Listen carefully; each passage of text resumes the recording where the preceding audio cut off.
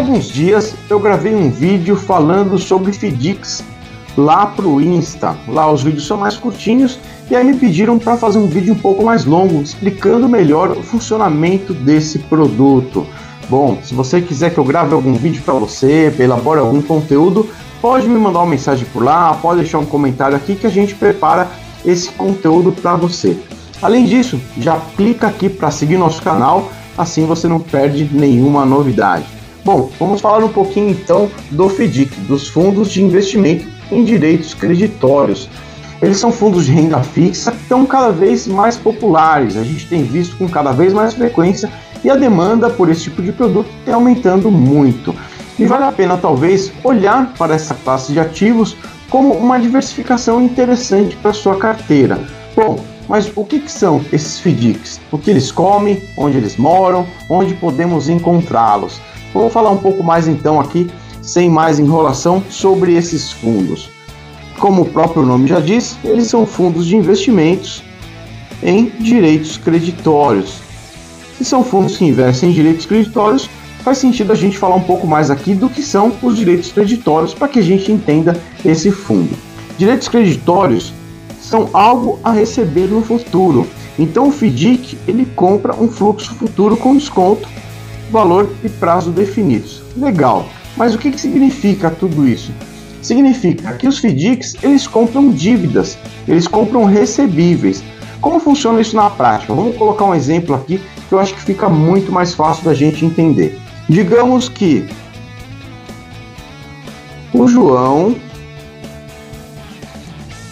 tem uma dívida para receber do José de R$10.000 em 60 dias. Então o José deve para o João R$10.000. O João tem R$10.000 para receber do José daqui 60 dias. Mas o João está apertado e está precisando de dinheiro. O que ele faz? Ele procura uma outra pessoa. Ele procura o Fábio, que se interessa em comprar essa dívida do João. Então o Fábio vai lá e compra essa dívida por R$9.000. O João fica feliz da vida porque ele ia receber 10.000 em 60 dias, ele está precisando dessa grana, já recebeu 9.000 aqui à vista. O Fábio fica feliz porque ele comprou uma dívida de 10.000 pagando 9, ou seja, se o José realmente pagar essa dívida, ele teve ali, ou ele vai ter um lucro de aproximadamente 11% em 60 dias. Isso dá mais do que 5% ao mês. É um bom retorno para o investimento dele, caso o José pague. Então, o risco aqui é justamente o José pagar essa dívida. Se o José pagar, ele está feito. Então, como é que funciona aqui o FDIC? O FDIC é justamente como o Fábio nesse papel aqui. O FDIC ele compra dívidas com fluxo futuro, ou seja, ele antecipa essa dívida, ele paga antecipadamente por um valor menor para receber lá no futuro esse valor maior. É aí que está o ganho desse FDIC, é assim que funciona a mecânica. Uma coisa importante para a gente colocar aqui é que esse tipo de fundo ele é obrigado a investir mais de 50% em dívidas, em direitos creditórios. Então ele vai estar sempre bem alocado ali. A gente falou bastante do José, por quê? Porque o risco do FDIC é justamente o José não pagar, é esse devedor não pagar. O FDIC ele não tem cobertura da FGC, então se o devedor não pagar, aqui é um risco de calote. Falando do risco de calote, a gente entra aqui nos principais riscos de um FDIC. Quais são eles? O risco de crédito, que é justamente aqui, o risco de calote. Caso o devedor não pague, esse FDIC vai ter um problema. Risco de liquidez. O investidor que investe nesse FDIC, pode ser que ele não consiga vender a sua cota ou que ele não consiga fazer o resgate da sua cota com a velocidade que ele precisa. Então, antes de investir, você precisa verificar qual que é a liquidez daquele produto, senão você pode ter problemas. E também a volatilidade do mercado, que a gente diz que é o risco de mercado, é justamente essa cota estar valendo menos no momento em que você precisa desse dinheiro. Esse é o terceiro risco aqui dos FDICs. Então sempre ficar de olho nesses 3 riscos que pode trazer algum problema. Lembrando que os FDICs não são cobertos pelo FGC, o Fundo Garantidor de Crédito, que faz aquela cobertura em casos de rendas fixas bancárias, CDB, LCAs, LCIs. Aqui no FDIC não há FGC, então não tem esse fundo garantidor por trás. Os FDICs eles são destinados a investidores qualificados ou profissionais, sendo que dentro desse tipo de investidor, tanto o investidor moderado como o investidor agressivo consegue fazer investimento nesse tipo de produto. Lembrando que só para investidor qualificado ou profissional. Eles podem ser de 2 tipos aqui, a formação desse FDIC. Um condomínio aberto. No caso de condomínio aberto, esse fundo vai funcionar como aqueles fundos que você está acostumado, o fundo de renda fixa, o fundo multimercado, o fundo de ações. Como é que funciona? Você compra uma cota e resgata a qualquer momento, seguindo, claro, ali o que diz o regulamento daquele fundo. Mas você consegue fazer resgate e aportes durante a vigência desse fundo. E tem também a formação em condomínio fechado. Em condomínio fechado você não consegue fazer aportes ou resgates antes do vencimento. Em contrapartida, essas cotas podem ser negociadas em bolsa de valores, em balcão, então você consegue negociar no mercado secundário. Então, se você precisar do seu dinheiro estar investindo em FDIC, se for de condomínio aberto, você vai ter que fazer um resgate. Caso ele seja de condomínio fechado, você vai ter que vender a sua cota no secundário. Então você tem basicamente essas 2 formações. E quais tipos de dívidas que esses FDICs compram? Então a gente pode dizer aqui que esses FDICs eles adquirem direitos creditórios performados ou não performados.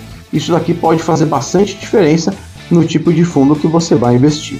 O que são direitos creditórios performados? São aqueles em que a venda ou prestação de serviço já ocorreu. Então, é um exemplo aqui, o varejo.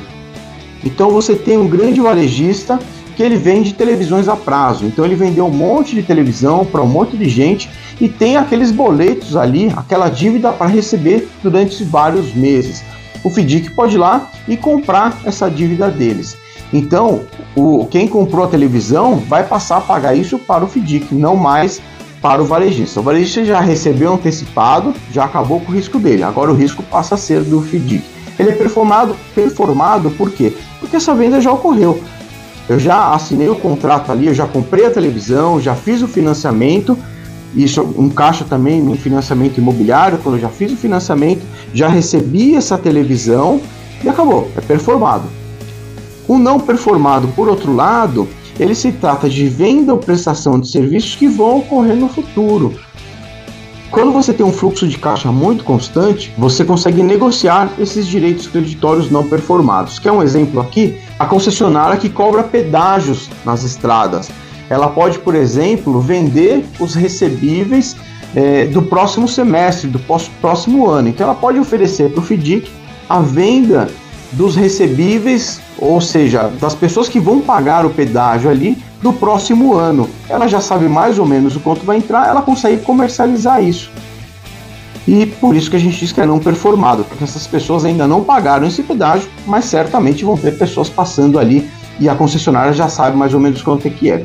Outro exemplo aqui de não performado, uma escola particular, por exemplo, ela tem os boletos ali para receber do próximo ano, ela já sabe mais ou menos quanto ela tem para receber, ela poderia negociar isso com o FDIC para receber isso de forma antecipada. O FDIC assumiria o risco de um não performado, quer dizer, os boletos dos pais dos alunos que vão ser pagos o ano que vem. Esses são os mais comuns, performados e não performados. Tem uma outra categoria também, eu até coloquei aqui embaixo, que são os não padronizados, que eles podem ser ou dívidas já vencidas, que tem, claro, uma dificuldade muito maior para receber, podem ser de receitas públicas ou até de montantes desconhecidos. Esse tipo especificamente de não padronizado, a gente nem fala muito deles, porque eles são justamente, é aqui que entra o investidor profissional. Esses FDICs são exclusivos para investidores profissionais. Esses investidores profissionais, institucionais, eles sabem o que fazem, então a gente não precisa entrar em muito detalhe aqui. E aí você me pergunta, legal, mas onde que os FDICs encontram esses recebíveis? De onde vêm esses recebíveis? Segundo a Ambima, tem 4 segmentos aqui de originação dessas dívidas, desses direitos creditórios. Os 4 principais são o fomento mercantil, que podem ser duplicatas, notas promissórias, cheques, etc. O financeiro, aqui entra o crédito imobiliário, crédito consignado, crédito pessoal e também financiamento de veículo. Também o segmento agro, que gera muita coisa aqui para infraestrutura, comercial, corporativo, agronegócio. E também os outros que não se encaixam nas outras categorias. Aqui normalmente estão os recebíveis em atraso e também do poder público. Normalmente aqui estão os não padronizados lá para o profissional. E quando a gente fala de qualquer tipo de investimento, é claro que a gente não pode deixar o imposto para trás. Ele está praticamente sempre presente nos investimentos. Como é que funciona a tributação dentro de um FDIC? Bom, essa tributação funciona de forma muito parecida, ela segue a mesma tabela do imposto de renda para as rendas fixas, em que, dependendo do prazo que você tiver investido, você vai ter uma alíquota decrescente. Então, se você tiver investido no FDIC durante 6 meses e fazer o resgate, a sua alíquota vai ser de 22,5% e vai decaindo de acordo com o prazo. Se você ficar mais de 2 anos, você vai chegar na alíquota mínima de 15%. Lembrando que isso aqui ele vale para um fundo em condomínio fechado e um fundo em condomínio aberto. Além disso, você vai ter também a incidência do Come Cotas, aquela antecipação de imposto de renda que acontece em maio e novembro em caso de FDIC. Com formação de condomínio aberto também há a incidência do Come Cotas. Quais são as exceções dessa regra aqui? A gente tem 2 exceções. A exceção é do não residente. O não residente, ou pessoas que não têm residência fiscal no Brasil, elas pagam uma alíquota de 15%, independente do período que ela ficou investida. Justamente o governo faz isso para incentivar pessoas não residentes a trazerem dinheiro para cá. E também a gente tem aqui o fundo de infraestrutura, que é um fundo incentivado. Assim como as debêntures incentivadas, esses FDICs que compram direitos creditórios relacionados à infraestrutura também têm esse benefício do governo.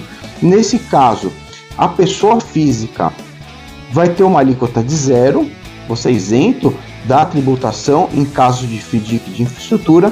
A pessoa jurídica vai ter uma tributação de 15% e o não residente vai ter uma tributação de 0% também. Também não vai ter imposto incidente aqui para o não residente.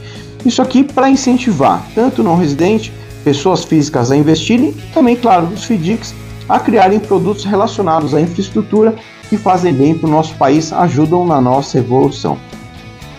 E aí, o que você achou desse vídeo? Eu tentei não me aprofundar demais para não ficar um vídeo tão longo e muito chato, porque o FDIC é realmente um produto complexo e a gente pode entrar até lá no detalhe. Se você quiser mais algum conteúdo, conta aqui comigo, manda mensagem para mim aqui no YouTube ou lá no Insta, que a gente grava um conteúdo para você. Não esquece de me seguir. Valeu!